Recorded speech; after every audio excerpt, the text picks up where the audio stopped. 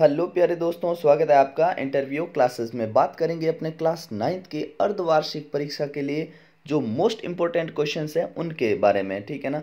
यहाँ से प्रश्न आपके एग्जाम में बनना तय है। अगर आपके अभी साइंस का पेपर होना है तो ये आपके लिए बहुत ही इंपॉर्टेंट वीडियो है, क्योंकि जिन जिलों में अभी पेपर हो चुके हैं अगर वो आपने नहीं देखे तो प्ले लिस्ट में जाकर देख सकते हैं आप। सोल्यूशन के साथ वहाँ पे पेपर मिल जाएंगे और उनके मोस्ट इंपॉर्टेंट एमसीक्यूज हो गए, फिल इन द ब्लैंक्स हो गए, वो वीडियो अपलोडेड किए हुए हैं। और जो अब मोस्ट इंपॉर्टेंट क्वेश्चंस हैं वो भी ये रहे। ठीक है, तो सब कुछ आपको यहाँ मैटर मिलेगा। उसके बाद आपको मैथ्स का यहाँ अवेलेबल है, आपके सामाजिक हो गया, हिंदी, संस्कृत, गणित, इन सभी के आपको पेपर्स के सोल्यूशन के साथ यहाँ पे सब मटेरियल अवेलेबल है। प्ले लिस्ट में आप जाकर देख सकते हैं। ठीक है ना। चलिए देखते हैं अपने किस प्रकार के क्वेश्चन पूछे जाएंगे, जो आपसे 2 नंबर 3 नंबर के क्वेश्चन पूछे जाएंगे वो। ठीक है ना। पहला है अपना गलनांक और क्वंतनांक में अंतर बताइए। तो गलनांक और क्वंतनांक में अंतर सुनिएगा। यह वह स्थिर ताप है जिस पर कोई ठोस अवस्था से द्रव अवस्था में बदल जाता है, उसे हम गलनांक कहते हैं। कैसे? पहले ठोस था, अभी द्रव बन गया, उसको गलनांक कहेंगे। अशुद्धियाँ मिलाने पर यह कम हो जाता है। अगर कोई अशुद्धि मिला दिए तो जो ठोस है वो द्रव में बदलना से कम हो जाता है, मतलब उसके बदलने की प्रवृत्ति कम हो जाती है। ठीक है। दूसरा है क्वंतनांक। क्या होता है?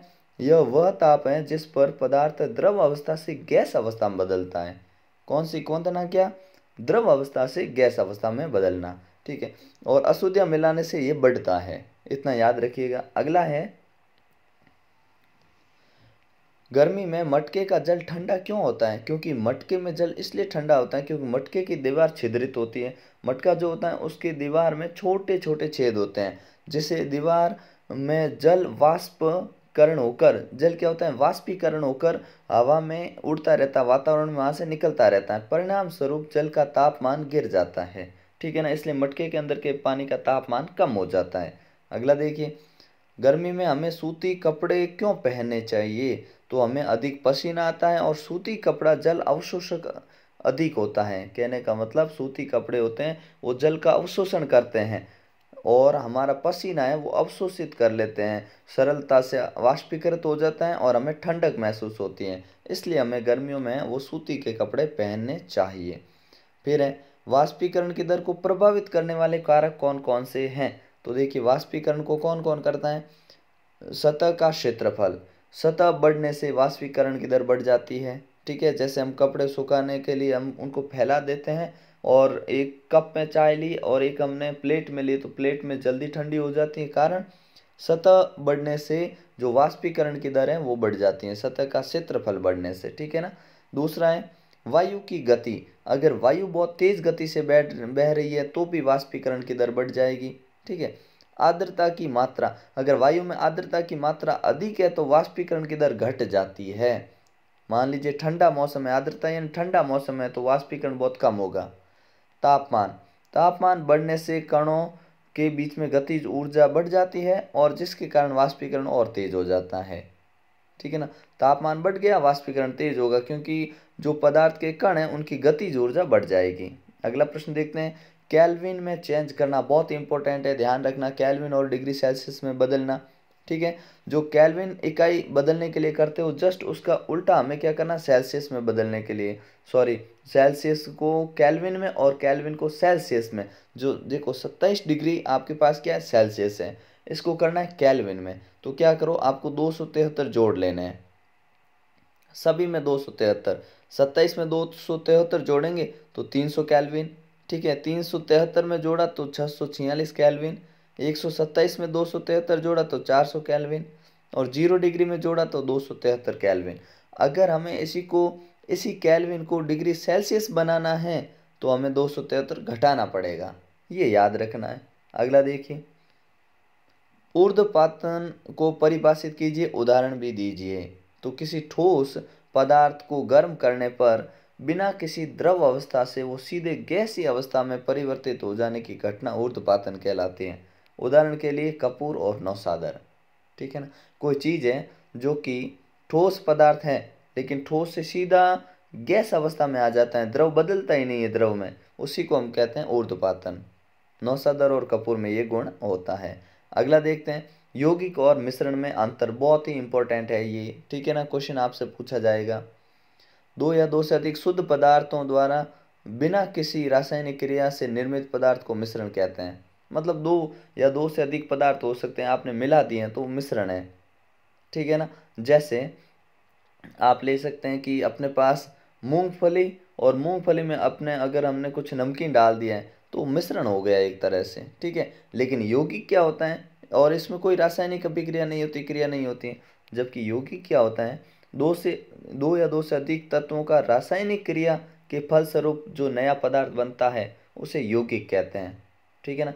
ये रासायनिक क्रिया से बनेगा, ठीक है। जल क्या, जैसे क्या है अपना H2 और O2, ठीक है ना। मान लीजिए अपने पास हाइड्रोजन और ऑक्सीजन ये दोनों गैस हैं, तो इन्होंने क्या बनाया, H2O, ठीक है ना, वाटर बना दिया, ठीक है ना, ये बना दिया इन दोनों ने। तो ये क्या है, ये अपना यौगिक है एक प्रकार का, ठीक है। फिर है इनमें घटकों के गुण विद्यमान होते हैं।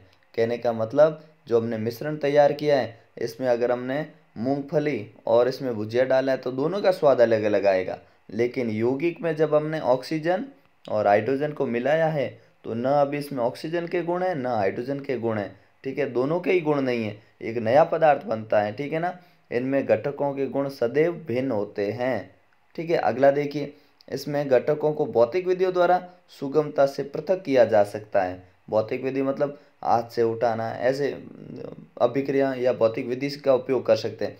जैसे मूंगफली में हमने क्या नमकीन डाला है ना, तो दोनों को हम हाथ से अलग कर सकते हैं ऐसे, लेकिन इनको हम एक बार ऑक्सीजन और हमने हाइड्रोजन से जल बना दिया तो वो वापस पृथक नहीं होगा। मिश्रण का संगठन परिवर्तनीय होता है, इसको हम बदल सकते हैं। जैसे हमने मूंगफली है ना वो ज़्यादा डाल दिए, क्या मूंगफली ज़्यादा डाल दिए और हमने उसमें नमकीन कम कर दी, ये ऐसा हम कर सकते हैं, ठीक है। लेकिन ये स्थायी होता है, कैसे कि हमने अगर O2 और H2 को मिलाया है तो इनका अनुपात फिक्स होता है, ठीक है ना।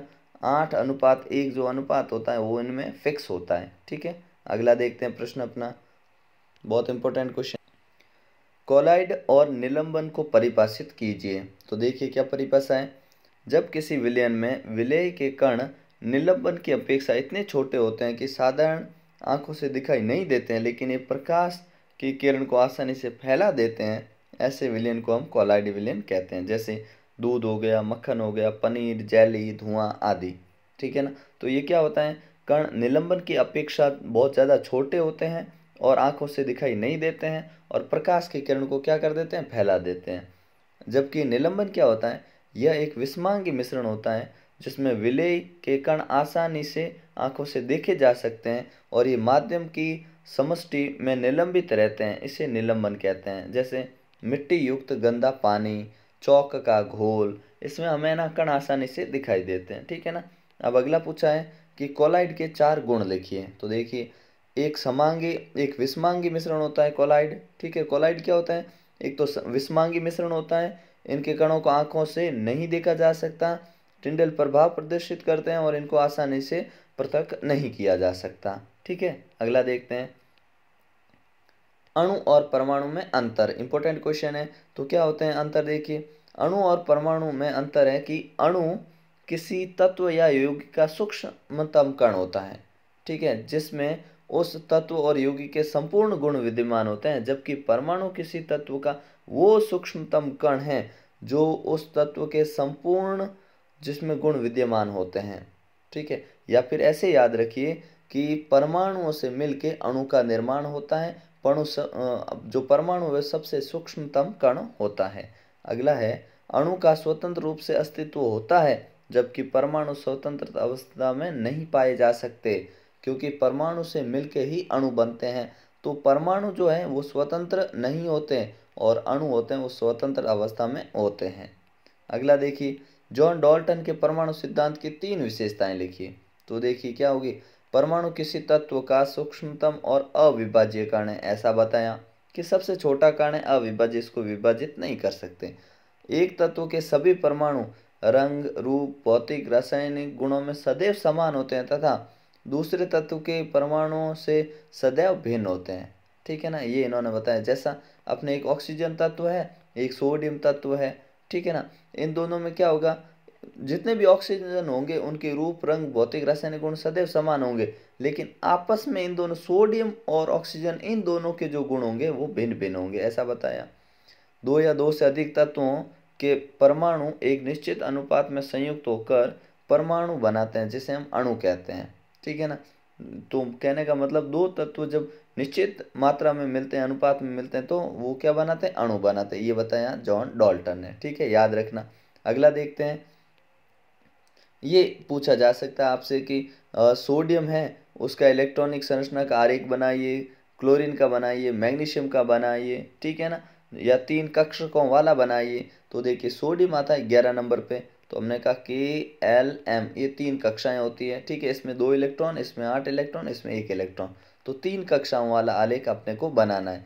ठीक है ना, तो ये हमने 3 कक्षाओं का बना दिया। ठीक है ना, जिसमें पहली कक्षा K हो गई, L हो गई, M हो गई। ठीक है, तो K में कितने होंगे, 2 इलेक्ट्रॉन, तो देखिए ये पड़ा और एक ये 2 इलेक्ट्रॉन पड़े।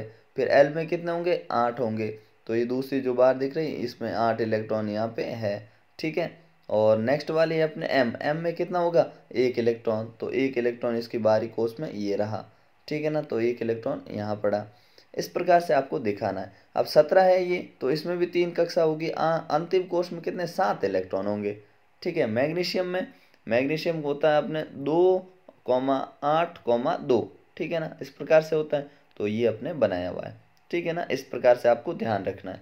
अगला सवाल पूछा गया है, निम्नांकित तत्वों में उनकी न्यूट्रॉनों की संख्या बताइए। तो देखिए ये है सोडियम। सोडियम में नीचे परमाणु क्रमांक, ऊपर द्रव्यमान संख्या दे रखी है। तो न्यूट्रॉन कैसे निकालते हैं, न्यूट्रॉन होता है अपने, एक फॉर्मूला याद रखना है कि A-Z, तो क्या आ जाएगा अपने, न्यूट्रॉन आ जाएगा। ठीक है, न्यूट्रॉन कब निकाल सकते हैं हम, जब हम A-Z, ए मतलब हो गया अपने जो उनका द्रव्यमान है उसमें से जब हम इनकी परमाणु संख्या माइनस कर देंगे तब अपने आ जाएगा न्यूट्रॉन। ठीक है, तो इसमें कितने होंगे, 12 न्यूट्रॉन, या मिसप्रिंट हो गया। ठीक है ना, इसमें 12 न्यूट्रॉन होंगे। ठीक है, इधर ऐसे। ठीक है, तो सोडियम में अपने यहाँ पे Na यहाँ पे 12 होंगे। ठीक है, 23 में से 11 कम किए, 12 न्यूट्रॉन। ठीक है, इधर देखिए कैल्शियम है, तो कैल्शियम में से क्या करेंगे, 40 में से 20 कम कर दें तो 20 न्यूट्रॉन हो गए। ठीक है ना, ये ध्यान रखिएगा। अगला देखते हैं, परमाणु क्रमांक 19 के तत्व की परमाणु संरचना का आरेख खींचिए। तो देखिए 19 पे आता कौन है, हमने कहा 19 पे आता है पोटेशियम। ठीक है ना, पोटेशियम 19 पे आता है। अब 19 पे आता है तो इसके इलेक्ट्रॉन कैसे भरेंगे, हमने कहा KLM और N कक्षाएं होती है। इसमें 2 इलेक्ट्रॉन, इसमें 8 इलेक्ट्रॉन, इसमें 8 इलेक्ट्रॉन, कितने हो गए, 18। एक का में एक ही रहा इलेक्ट्रॉन। ठीक है, मतलब 4 कक्षक बनेंगे। पहले में 2 इलेक्ट्रॉन रखे हुए हैं, दूसरे में 8, फिर 8, फिर 1। देखिए ये अपना K शेल है जिसके अंदर 2 है, फिर ये अपना KL सेल है जिसमें 8 है, KL ये M सेल है जिसमें 8 है, और ये लास्ट वाला सेल है जिसमें अपने 1 इलेक्ट्रॉन यहाँ रखा हुआ है। ठीक है, तो ये पोटेशियम हो गया। अगला देखते हैं, परमाणु मॉडल बताना आपको रदरफोर्ड की उनमें क्या कमियां रह गई थी। तो देखिए रदरफोर्ड के परमाणु मॉडल की कमी, परमाणु मॉडल के स्थायित्व की व्याख्या नहीं कर पाए। रदरफोर्ड का परमाणु मॉडल परमाणु के स्थायित्व की व्याख्या नहीं करता है। रदरफोर्ड के अनुसार जो इलेक्ट्रॉन होते हैं नाभिक के चारों ओर चक्कर लगाते हैं। जैसे अपने ये नाभिक है जिसमें प्रोटॉन और न्यूट्रॉन होता है। ठीक है ना, प्रोटॉन पे पॉजिटिव चार्ज होता है, न्यूट्रॉन पे कोई चार्ज आवेश होता नहीं। उन्होंने कहा जब इसके चारों ओर कोई इलेक्ट्रॉन गति कर रहा है, चक्कर लगा रहा है, तो ये कब अपनी कक्षा में गति करते हुए अब गति करेगा तो ऊर्जा खोएगा, तो इसमें ऊर्जा का ह्रास होगा, तो अंत में ये छोटा होकर इस नाभिक में गिर जाएगा, तो ये खत्म हो जाएगा। तो इसकी व्याख्या वो नहीं कर पाए। ठीक है ना, ये क्यों घूमता है ये व्याख्या नहीं कर पाए, ये इनकी कमी रह गई थी। ठीक है ना, अगला क्वेश्चन देखते हैं, समस्थानिक की परिभाषा लिखें और उनके अनुप्रयोग लिखिए। बहुत ही इंपॉर्टेंट क्वेश्चन है समस्थानिक की परिभाषा और उनके अनुप्रयोग। देखिए एक ही तत्व के ऐसे परमाणु जिनके परमाणु क्रमांक समान होते हैं परंतु न्यूट्रॉनों की संख्या में अंतर होने के कारण उनका जो द्रव्यमान संख्या होती है वो भिन्न भिन्न होती है, समस्थानिक कहलाते हैं। समस्थानिक मतलब द्रव्यमान संख्या भिन्न, परमाणु संख्या समान। ठीक है, अब देखिए इसको उदाहरण देखिए, प्रोटियम, ड्यूटेरियम, ट्राइटियम। ठीक है ना, ये अपने हाइड्रोजन के 3 समस्थानिक है, याद रखिएगा। और इनका उपयोग कहाँ करते हैं, तो उपयोग देखिए यूरेनियम के एक समस्थानिक का उपयोग परमाणु भट्टी में ईंधन के रूप में करते हैं। यूरेनियम एक समस्थानिक है, समस्थानिक का उपयोग हम परमाणु भट्टी में करते हैं। कैंसर की बीमारी के उपयोग में हम कोबाल्ट का करते हैं। और गंग के इलाज में आयोडीन समस्थानिक का आयोडीन 131 का उपयोग किया जाता है। ठीक है ना, याद रख लीजिएगा। दो ऐसे अंगकों के नाम बताइए जिनमें अपना आनुवांशिक पदार्थ होता है। तो अपना आनुवांशिक पदार्थ किस में होता है? वो होता है अपने प्लास्टिड और माइटोकॉन्ड्रिया में। ठीक है ना। कोशिका के अंदर प्रोटीन का संश्लेषण कहाँ होता है? बहुत इंपॉर्टेंट क्वेश्चन है ये, राइबोसोम में होता है, राइबोसोम में। बहुत सारे पेपर में पूछा गया और आपसे फिर पूछा जाएगा। रसदानी का कार्य क्या होता है? तो रसदानी क्या करती हैं? परिपक्व पादप कोशिकाओं में एक बड़ी केंद्रीय रसदानी होती है। यह कोशिकाओं में जल संबंधों को बनाए रखती है और यह अपशिष्ट पदार्थों सहित सभी महत्वपूर्ण पदार्थों का संचयन करती है। ध्यान रखिएगा ये रसदानी का कार्य।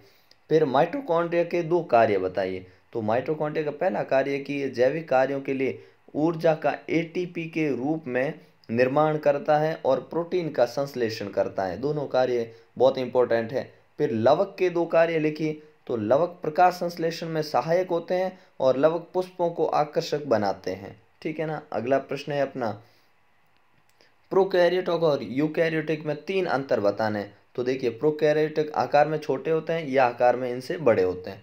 ठीक है। केंद्रीय पदार्थ बिखरा हुआ होता है, नाभिकीय झिल्ली का अभाव होता है। इसमें झिल्ली नहीं पाई जाती, नाभिकीय झिल्ली। इसमें केंद्रीय पदार्थ होता है, नाभिकीय झिल्ली से घिरा रहता है। ठीक है। और झिल्ली युक्त कोशिका अंगक अनुपस्थित होते हैं। इसमें क्या, झिल्ली युक्त कोशिका अंगक नहीं पाए जाते हैं। इसमें कोशिका अंगक होते हैं, उन सभी के चारों ओर झिल्ली पाई जाती है। अगला प्रश्न देखते हैं अपने, लाइसोसोम को आत्मघाती थैली क्यों कहते हैं? क्यों? क्योंकि कोशिकीय उपापचय में व्यवधान के कारण जब कोशिका मृत हो जाती है तो लाइसोसोम फट जाते हैं और एंजाइम अपनी ही कोशिकाओं को पचाने लगते हैं। ये एंजाइम बहुत ही शक्तिशाली पाचन कारक एंजाइम होते हैं, इसलिए लाइसोसोम को कोशिका की आत्मघाती थैली भी कहते हैं। ठीक है ना। अगला है, कोशिका का बिजली घर या पावर हाउस किस अंग को कहते हैं और क्यों कहते हैं? तो हम माइटोकॉन्ड्रिया को के अंदर अपने जो एटीपी के रूप में ऊर्जा संचित करता है, जिसे हम एटीपी की फुल फॉर्म क्या होती है? Adenosine triphosphate. ठीक है ना, ये भी याद रखना आप। ठीक है। और जीवन के लिए आवश्यक विभिन्न जैविक रासायनिक क्रियाओं को संपन्न कराने के लिए ऊर्जा प्रदान करने के कारण हम माइटोकॉन्ड्रिया को कोशिका का शक्तिगृह कहते हैं। अगला प्रश्न देखिए, पेरेनकाइमा और कोलेनकाइमा के बीच में अंतर बताइए। तो देखिए, इनकी भित्ति पतली होती है, इनकी भित्ति पतली व कोनों पर मोटी होती है। कोलेनकाइमा क्या होता है? पतली होती है भित्ति, लेकिन कोनों पर मोटी होती है। और इनकी कोशिका भित्ति जो होती है पतली होती है। और इसमें पेरेनकाइमा में कोशिका भित्ति सेलुलोज की बनी होती है, जब भी इसमें सेलुलोज और पेक्टिन दोनों की बनी होती है। फिर है स्टोमेटा। स्टोमेटा को हम कहते हैं रंध्र। क्या कहते हैं? रंध्र। ठीक है ना, रंध्र। रंध्र के कार्य पूछे। ठीक है। प्रमुख दो कार्य बताइए। तो देखो, गैसों का आदान प्रदान करते हैं और वाष्पोत्सर्जन की क्रिया को नियंत्रित करते हैं, सहायता करते हैं उसमें। ठीक है। अगला है, जाइलम और फ्लोएम में अंतर। बहुत ही इंपॉर्टेंट क्वेश्चन है ये, जाइलम और फ्लोएम में अंतर। यह जल व खनिज लवण का सहवन करता है, यह भोज्य पदार्थ का सहवन करता है। ठीक है। तो याद रखना क्या मेन कार्य, जाइलम से जल याद रखो, ये जल और खनिज लवण जमीन से खींचता है और ऊपर भेजता है पादप के पास। ठीक है। और फ्लोएम क्या करता है, अब जो इन जाइलम ने पानी वगैरह भेजा ना, तो उससे भोज्य पदार्थ बन जाएंगे, उसको सहवन करेगा, मतलब भोज्य पदार्थों को पादप के हर हिस्से में भेजेगा। इसके द्वारा सहवन क्रिया नीचे से ऊपर, अब जल है ना हमेशा नीचे से ऊपर जाएगा। अब पौधे में पानी ज़्यादा हो गया तो रंध्रों से है ना वो बाहर निकल जाएगा वाष्पीकरण की क्रिया के द्वारा। लेकिन फ्लोएम क्या करता है, ये भोजन बनने के बाद पादप के हर हिस्से में भेजता है। ठीक है। और अपने जाइलम होते हैं ये निर्जीव ऊतक होते हैं और फ्लोएम होते हैं वो सजीव ऊतक होते हैं, ध्यान रखिएगा। ठीक है। तीनों अंतर बहुत ही महत्वपूर्ण है। अगला है, न्यूरॉन का नामांकित चित्र। बहुत इंपॉर्टेंट है, न्यूरॉन का नामांकित चित्र आपसे पूछा जाता है, बार बार पूछा जाता है। ठीक है ना। अगला प्रश्न है अपना, एक समान और एक असमान गति को स्पष्ट कीजिए। तो जब कोई वस्तु समान समय अंतराल में समान दूरी तय करे उसे एक समान गति कहते हैं। जब कोई वस्तु समान समय अंतराल में असमान दूरी तय करे, असमान गति कहते हैं। ठीक है। एक समान वृत्तीय गति से क्या मतलब है? तो देखिए, जब कोई वस्तु एक समान चाल से किसी वृत्त की परिधि पर गति करे तो उसे एक समान वृत्तीय गति कहते हैं। ये बहुत इंपॉर्टेंट क्वेश्चन है। ठीक है ना। त्वरण किसे कहते हैं, इसका मात्रक और सूत्र और मात्रक दोनों बताइए। तो वस्तु के वेग में परिवर्तन की दर को हम त्वरण कहते हैं। किसको, वेग में परिवर्तन की दर को त्वरण कहते हैं। इसका सूत्र हो जाएगा त्वरण बराबर वेग में परिवर्तन बट्टे समय। ठीक है ना, ये लिख दिया, वेग में परिवर्तन बट्टे समय इस प्रकार से। और इसका मात्रक होता है वो मीटर पर सेकेंड स्क्वायर होता है, या तो ऐसे माइनस में ऐसे लिख दीजिए, या मीटर बट्टे सेकेंड स्क्वायर। ठीक है ना, ये इसका मात्रक होता है। अगला देखिए, जब कोई गतिशील बस अचानक रुकती है तो आप आगे की ओर झुक जाते हैं, क्यों? जड़त्व के नियम के कारण, गति के प्रथम नियम के कारण। जो वस्तु गतिशील अवस्था में है या स्थिर अवस्था में, तो अपनी स्थिति तब तक नहीं बदलते जब तक कि उस पर कोई बाह्य बल कार्य नहीं करे। तो क्या होता है, अगर बस अचानक रुकती है तो मतलब चल रही थी, आपका शरीर भी गतिमान था, अब बस पे तो लगे ब्रेक तो वो रुक गई। हम पे कोई बैठे हैं गाड़ी में तो कुछ बाह्य बल लगा, तो रुकने के लिए कोई बल नहीं लगा, जिसके कारण हम आगे की ओर झुक गए। ठीक है ना, तो इस प्रकार से हम ये लिख सकते हैं। गति का प्रथम नियम लिखिए। तो गति का प्रथम नियम क्या कहता है, प्रत्येक वस्तु स्थिर है तो स्थिर रहती है और गतिशील रहता हूँ उसी चाल से उसी दिशा में गतिशील रहती है जब तक कि उस पर कोई बाह्य बल कार्य नहीं करे। अगला है संवेग संरक्षण का नियम लिखिए। तो किन्हीं दो वस्तुओं के निकाय का कुल संवेग संरक्षित रहता है जब तक कि उन पर कोई असंतुलित बल कार्य नहीं करे। ठीक है ना, अगला देखते हैं, क्रिकेट खिलाड़ी जब चलता है। नेक्स्ट क्वेश्चन है अपना कि क्रिकेट खिलाड़ी गेंद को कैच करते समय अपने हाथों को पीछे की ओर क्यों खींच लेता है, स्पष्ट कीजिए। तो हम जानते हैं क्या कि क्रिकेट खिलाड़ी कैच लपकते समय हाथों को पीछे खींच लेता है। ऐसा करने से खिलाड़ी की गेंद के वेग को शून्य करने में अधिक समय लेता है और इस प्रकार संवेग में परिवर्तन की दर कम हो जाती है और गेंद को रोकने में कम बल लगाना पड़ता है। अगर वो हाथ पीछे नहीं खींचे तो उसे चोट भी लग सकती है। ठीक है ना, तो वो संवेग में परिवर्तन की दर को कम कर देता है, इसके कारण हाथ पीछे खींचता है। ठीक है, अगला प्रश्न है, ये बहुत इंपॉर्टेंट क्वेश्चन है कि एक कार 30 मीटर पर सेकंड की चाल से चल रही है। ब्रेक लगाने से पहले वो 4 सेकंड का समय लेती हैं, ब्रेक लगाने के बाद है ना रुकने में 4 सेकंड समय लेती हैं। कार पर जो हमने ब्रेक लगाए जाने वाले बल की गणना करो और यात्रियों सहित कार का द्रव्यमान आपको दे रखा है 1000 किलोग्राम। ठीक है, तो देखते हैं, हम जानते हैं कि बल की गणना कैसे करते हैं, F बराबर ma। एम होता है द्रव्यमान, ए होता है अपने त्वरण। ठीक है, तो अब देखिए अपने पास क्योंकि त्वरण हमको दे नहीं रखा है, लेकिन हम त्वरण का सूत्र जानते हैं क्या, ए बराबर वी माइनस यू बट्टे टी। ठीक है, लेकिन इसके अंदर अपने को टी समय पता है, यू और वी पता है। ठीक है, तो इसके हिसाब से हम निकालेंगे। तो ध्यान देना कि अपने द्रव्यमान दे रखा है कितना, 1000 किलो। वी जो अंतिम वेग होता है उसे वी कहते हैं, वो कितना है, 0 है। प्रारंभिक वेग वो अपना दे रखा है 30 मीटर पर सेकेंड। ठीक है ना, और समय अपने को दे रखा है 4 सेकेंड। अब जब हमने ये सारे जो मान है इस अपने सूत्र के अंदर रखे तो हमें मिला है 7500 न्यूटन, और यहाँ पे माइनस आया है। माइनस निशान ये दिखाता है कि कार पे जो बल लगा है वो विपरीत दिशा में लग रहा है, अपोजिट डायरेक्शन में लग रहा है। ठीक है, इस प्रकार से ये साइंस के आपके मोस्ट इंपॉर्टेंट क्वेश्चंस है, इनको एक बार अच्छे से प्रैक्टिस कर लीजिएगा। एग्जाम में इनमें से खूब सारे क्वेश्चन आपको अपने पेपर में मिलेंगे। ठीक है, तो मिलते हैं नेक्स्ट पार्ट में, तब तक के लिए जय हिंद जय भारत।